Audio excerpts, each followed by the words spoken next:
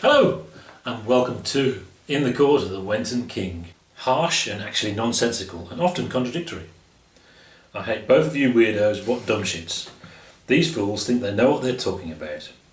And this notion of Nirvana being only teenager music, again shows your lack of knowledge of the band. The fooling around on the guitar made it difficult to concentrate on the commentary for the first few minutes. God, who are these two? This was painful. Hey look, I made this comment without any cuts.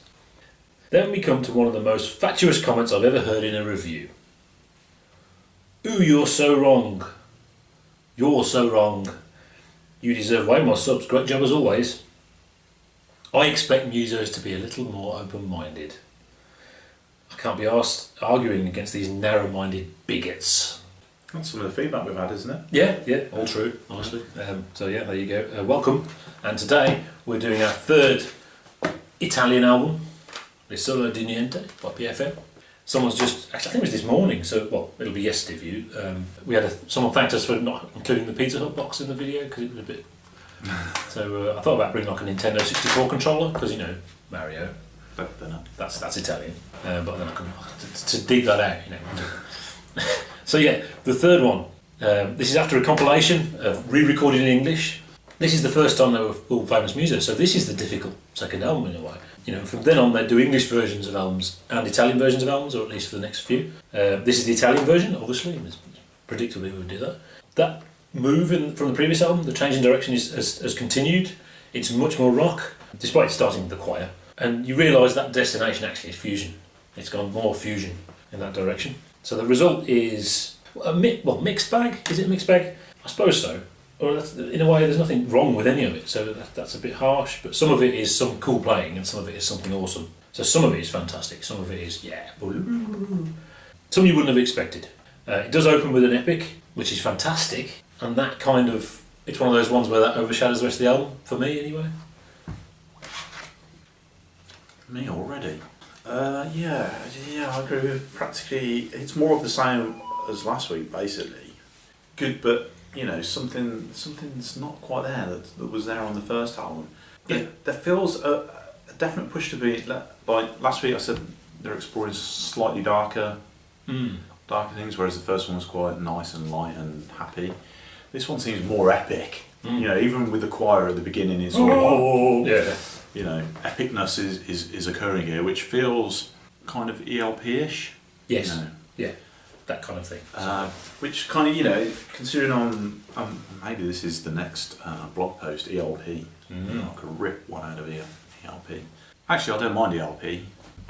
The brain salad surgery nonsense is just ridiculous, and it leaves a sour taste in the mouth, sort of thing. And I think this is wrong. Don't do this. This is sort of, you know, that's been done. It's nowhere near that. It's not that. But it feels like there's a motion towards. And I don't like, you know, I'm a bit wary about that. But yeah, I mean, there's good stuff, and there's not so good stuff. Actually, considering that, it feels like it flows quite well.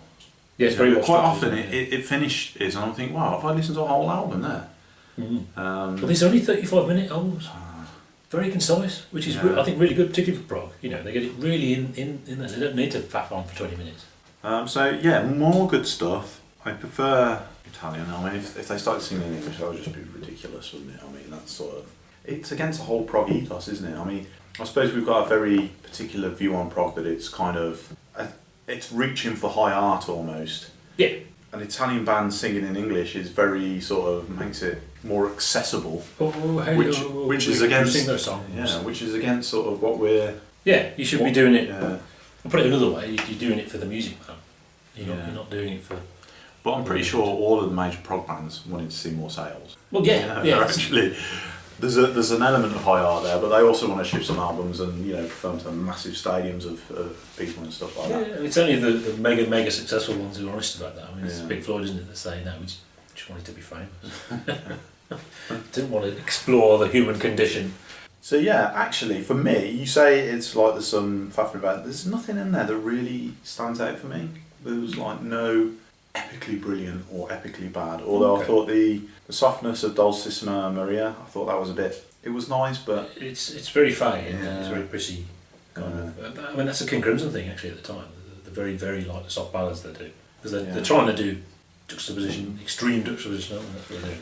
There are parts of it that remind me of sort of certain eras of Frank Zappa quite a lot. I don't know if they've been listening to Frank Zappa, but there's sort of quite percussive notes, if you know what I mean. Yeah. Which I thought was quite Frank Zappa-y. But then that sounds a bit derivative, and they're not derivative. No. I wouldn't have said that. They're becoming more derivative. Yeah. But they've still got their thing. Yeah. I do think there's lots of energy on this album. This is a more energetic album than Puno Amigo. There's playing on here. There's stuff that they're really intense, and you think, bloody hell, that's fast. Yeah. When the melody is and the drummers are playing in unison. So there's lots of sort of holy crap. So it is a playing album actually, and a lot of this stuff is they still play live. So and it is, we should say this is a loved album. This is one they really like. This is the one the fans. It might even be the fans' album, and I sense it's a grower, and we haven't had time for it to grow. So although right now I'm just really excited about the first album, maybe this eventually comes through, but it doesn't feel like that at the moment though. Still think they're doing it on the covers? Just about. It's going more in the direction of traditional prog covers. Yeah. And the less good. But it's not, it's alright. It's not like it's, I mean, Trespass was a terrible cover. Nursery Crime was a great cover, I like that. Trilogy. That's all you have to say, Trilogy. It's just ridiculous, terrible cover. And so, comments, people say, well, you don't understand, it's representing the three of them in their true form, blah, blah, blah, blah. No, they're naked. It's wrong. I don't like it. There was, of course, an English version called The World Became the World. What does that mean? What a terrible title. Thanks, Sinfield. Peter Sinfield, of course. The Island of Nothing. That's what Luna Niente means. Which is a great title. It's fun. Track 2 is actually in English, though. I'll talk about track 2 in a minute because it's a strange one. But I've avoided listening to the lyrics. I just sort of blocked them out and just heard the sounds. They stopped using Peter Sinfield after this one because he was crap. Because the lyrics were terrible. Sorry. We shouldn't diss Peter Sinfield. It's slightly ridiculous doing that on this channel, isn't it? I mean, he did write all those lyrics in Court of the Crimson King, obviously Epitaph and all that, which is wonderful. They've got a new bass player on this one, and that's it. Yeah, they have a new bass player. That's a fact. Next fact. Does it do anything for it? It's another good bass player. Yeah. Track 2, yeah. Is My Face on Straight? A backward step? Almost, it's strange. It's like poppy vocal parts, funky bits. It's almost psychedelia. It's an exaggeration, but almost Barrett. Almost. It goes that far. It reminded me of on the Soft Machine Third, that song that sounds like it's just a demo and they're just making up as they go along, but it's like a pop song. There's a bit of that. Very, very out of character, that one.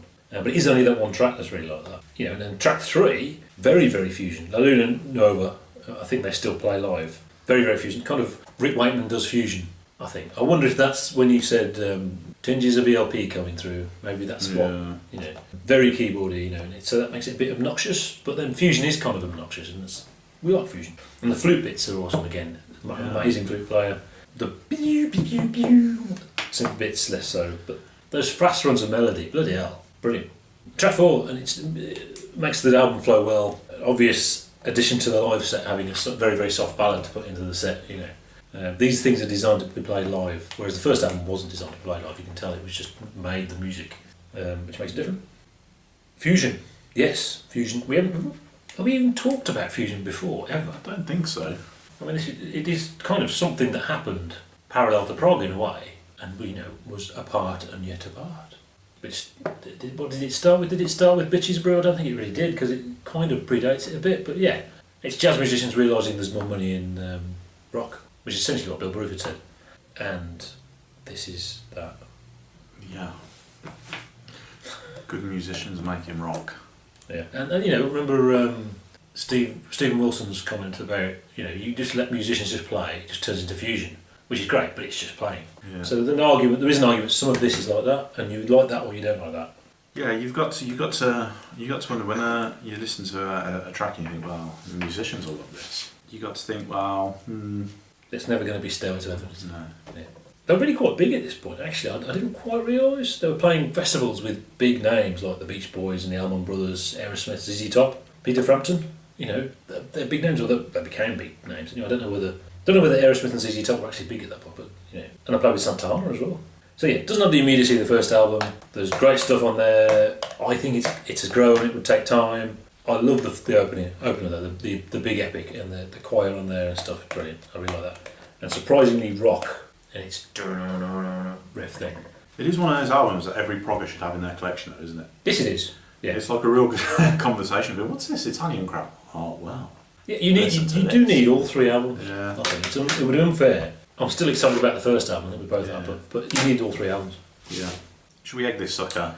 Yes. What did we give the last one? It was a low 5, wasn't it? We wanted to give it like 5.2 and the other one like 5.6. Mm. Yeah, they're all 5 eggs really, aren't they? Yeah. 5 eggs.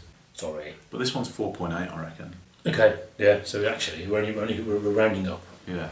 We're rounding this one up. The other one's sort of rounded down, and the other one's rounded down massively. So yeah, once again, there's going to be a playlist on our website, Our website, which we're going to think of now. Okay. So yeah, enjoy the playlist. It's pretty bloody good actually. Yeah, we just listened to it, haven't we? It's fantastic. So, newsletter. We've got some silliness that we've written that we don't think is appropriate for the blog, but we quite like to put it in a newsletter. And we're aware of the fact that, we're doing all these sort of like stupid little announcements.